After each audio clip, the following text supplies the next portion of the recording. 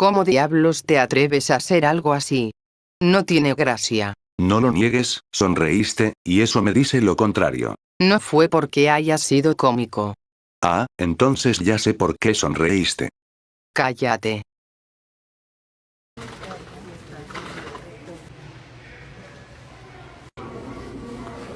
Hola, disculpa, ¿los probadores?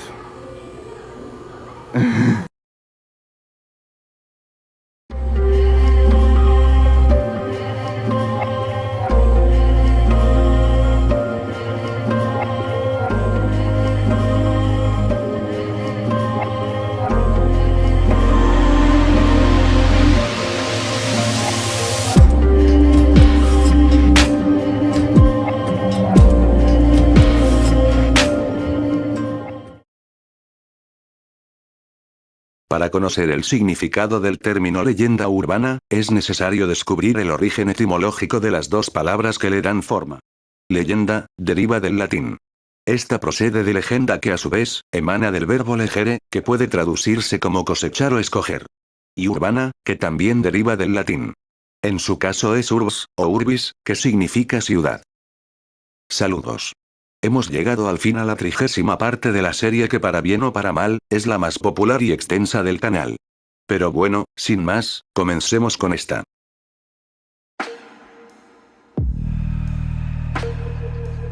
Esta es del estado de Yucatán. Cuenta la leyenda que hace un tiempo no determinado, vivió en el pueblo de Tikul, el cual hoy es ya una ciudad cercana a la capital de Mérida, vivió una poderosa hechicera, que para hacer sus hechizos, valga la redundancia, se le podía ver con frecuencia dentro, o en las inmediaciones del panteón local, así como también en los panteones de pueblos cercanos, realizando oraciones, tomar de la tierra del Camposanto, para de paso, conseguir también la esencia de los espíritus que yacen en el lugar. En esa época que luce distante, había envidia entre la gente que se dedicaba a la magia negra, principalmente una que fue conocida como la hechicera Ticuñela, ya que se decía que no respetaba las leyes sagradas, por lo que no la consideraron digna de ejercer los dones que tenía. Fue así que algunos de sus compañeros cegados por la envidia, decidieron detenerla con el único método que es infalible, el cual fue acabar con su vida. Todos juntos hicieron un encantamiento lo suficientemente poderoso para acabar con sus días mientras se encuentra en el panteón, pues la hechicera al momento de tocar la tierra que trabajaba, caería muerta, lo cual en efecto ocurrió como una inverosímil escena. 4 miembros de aquel grupo, se encontraban vigilando todo lo que ocurría, hasta que se pusieron eufóricos al ver cómo la hechicera terminaba sus días, ya que finalmente lograron deshacerse de ella, por lo que fueron a dar aviso al resto. Nadie de ellos supo de la astucia de la víctima, pues en realidad no había muerto, solo fingió. Entonces decidió tomar venganza del atentado en su contra. Posteriormente cada uno de sus ya enemigos fueron muriendo de forma cruel en manos de quienes fueran sus víctimas, y los que no morían, simplemente dejaban de ejercer la brujería para dedicarse a otras cosas. No obstante, ella sabía que en algún momento podría surgir alguien con más poder y decidió abandonar Tikul, para ir a un pueblo lejano donde nadie le conozca. Se cuenta que desde ese momento, toda la tierra del panteón de ese pueblo, terminó por secarse, los árboles se secaron y un extraño ambiente se vivía en el pueblo cuando los habitantes acudían a visitar a sus difuntos, pues mencionaban que tenían dificultad para respirar y el ambiente se percibía muy pesado. Fue necesario hacer una purificación del lugar, ya que de lo contrario cosas malas podrían suceder en el sitio. Cuentan que el acto de purificación debe hacerse cada 7 años, ya que de no hacerlo, los árboles se secarán de nuevo y una plaga o tragedia podrían desencadenar una maldición, causando la muerte de mucha gente inocente que vive en los alrededores. Un velador que trabajó ahí durante años, dijo que en 2 ocasiones vio entrar a los curanderos para hacer la mencionada labor, lo cual significa que aún en nuestros días continúa llevándose a cabo la purificación. La última vez que presuntamente se ha realizado este ritual a la fecha de este video, fue en el 2016. Esta es una leyenda tradicional.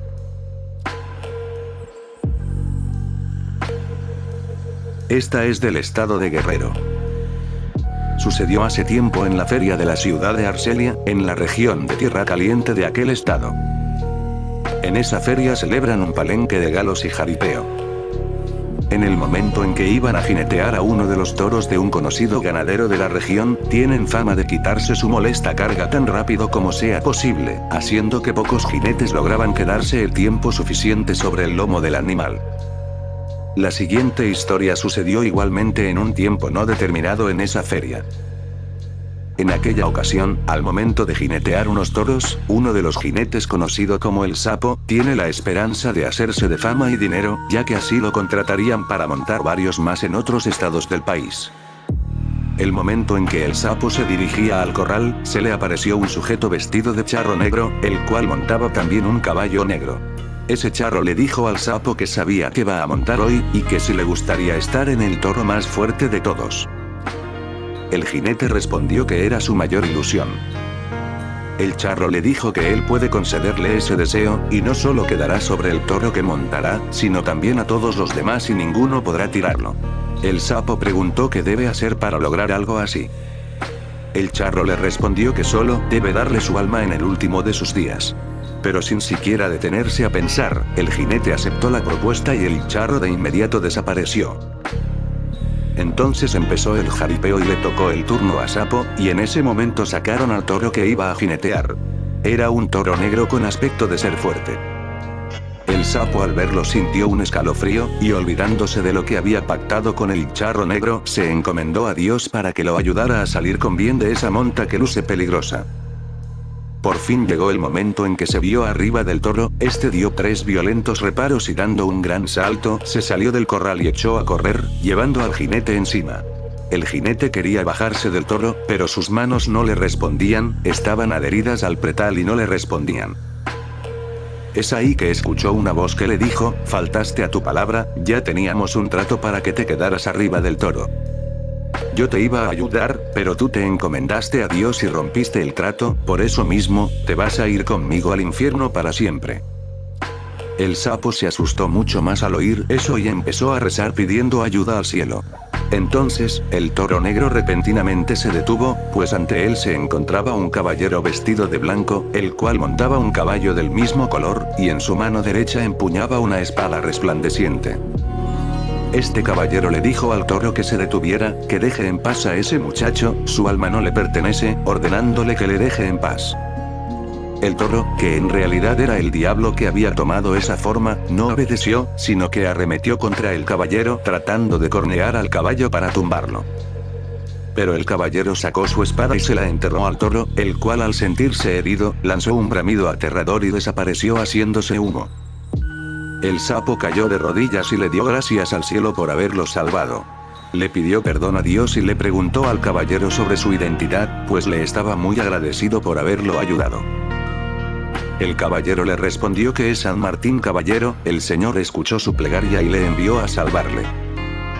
Posteriormente le dijo que procure de aquí en adelante, no tomar el mal camino y encomendarse a Dios diariamente. Dicho esto, el caballero desapareció. Desde ese día, el Sapo fue un hombre nuevo, dejó de montar toros y dejó todos los vicios que tenía, y ahora es un hombre bueno y trabajador. Cada domingo va a misa a dar gracias a Dios por haber salvado su alma. En su casa tiene una imagen de San Martín Caballero y todos los días le pone un recipiente con agua y hierbas frescas para su caballo, en señal de agradecimiento por haberlo salvado de las garras del demonio. Referido a esta historia, se cuenta que ese charro negro continúa en busca de incautos que accedan a su petición para tomar su alma, y que suele verse en festividades como estas.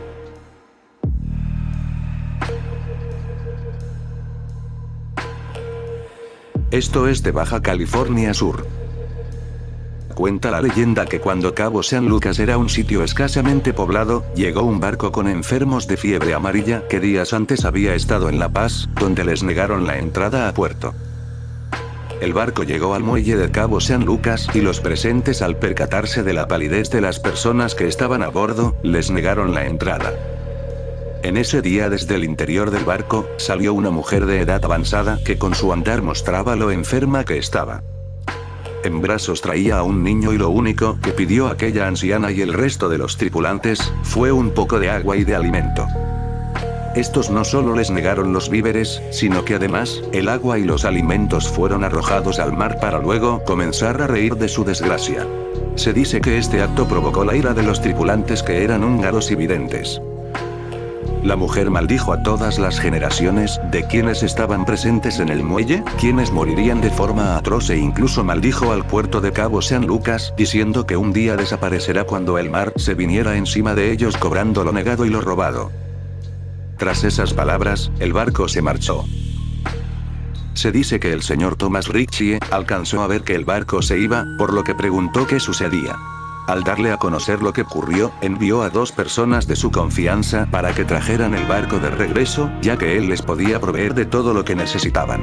No obstante, cuando el bote se acercó al barco, ellos se negaron a regresar, insistiendo en la maldición que recaería sobre ellos.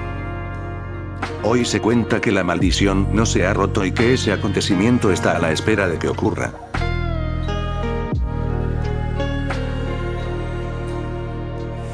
Esta es de la Ciudad de México. Pasó durante la época colonial en el Callejón de las Golosas, que actualmente es la calle República de Haití, en el centro histórico. En aquel entonces vivía un hombre adinerado, parrandero y desvergonzado llamado Longinos Pehuelas. La lujuria era su vida, ya que para conquistar a la mujer que él deseaba en el momento le daba cartas de amor, regalos costosos, engañosas caricias y demás cosas materiales, pero cuando lograba su objetivo, les abandonaba a su suerte. No importaba si estaban embarazadas, ellas se suicidaban o eran encerradas en algún convento por sus padres o hermanos para cubrir la deshonra familiar. Cierta ocasión, cuando regresó a su casa a medianoche, después de abandonar a una mujer casada, pasó por una casa de 2 balconcillos, donde en uno de ellos estaba una hermosa mujer de 20 años, vestida de blanco, con un abanico en una mano, que miraba las estrellas mientras se abanicaba el rostro. En eso, se le cayó un pañuelo y cuando Longinos caballerosamente se lo entrega, quedando cautivado de su belleza.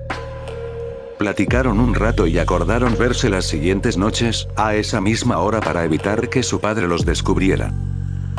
Una de esas noches, cuando él trataba de besarla, ella interpuso su rígido abanico que al caer se partió en 2, quedándose ella con una de las 2 mitades. Pasadas algunas noches y ante la insistencia de él para que ella escape de su casa, le pide que por 2 noches no se vean, y que a la tercera noche ella aceptaría irse con él, pero llevaría consigo a su hijo, pues tenía uno y no podía separarse de su bebé. Él acepta sin dudarlo, y cuando regresa a buscarla varias horas antes de lo acordado, se asombra al notar que la casa parecía vieja y abandonada. Al llamarla y no obtener respuesta, le preguntó a 2 vecinas que pasaban por el lugar. Ellas le explicaron que desde hace 10 años la casa, que era propiedad de un hombre llamado Hermenegildo Alcerreca y de su hija Rosaura, ha estado abandonada.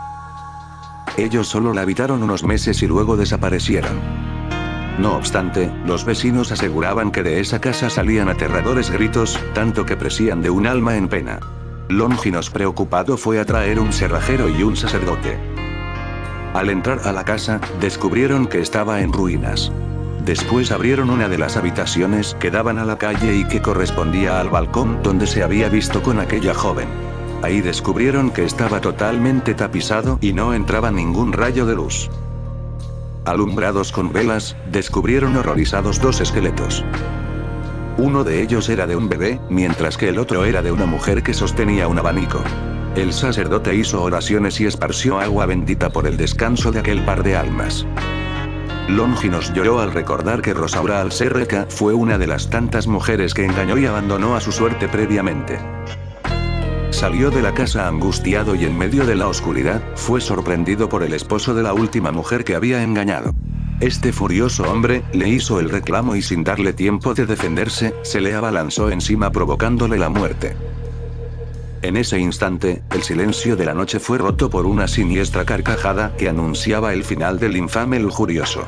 Se dice que hoy, durante algunas noches, puede escucharse de nuevo ese grito de terror de la dama del abanico.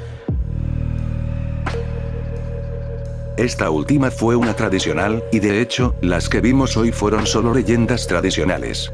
Espero que la próxima parte sea con leyendas un poco más contemporáneas, pero por ahora lo dejamos así. Es todo por hoy, gracias por llegar al final del video, y sin más que decir, nos vemos en el próximo. Hasta pronto.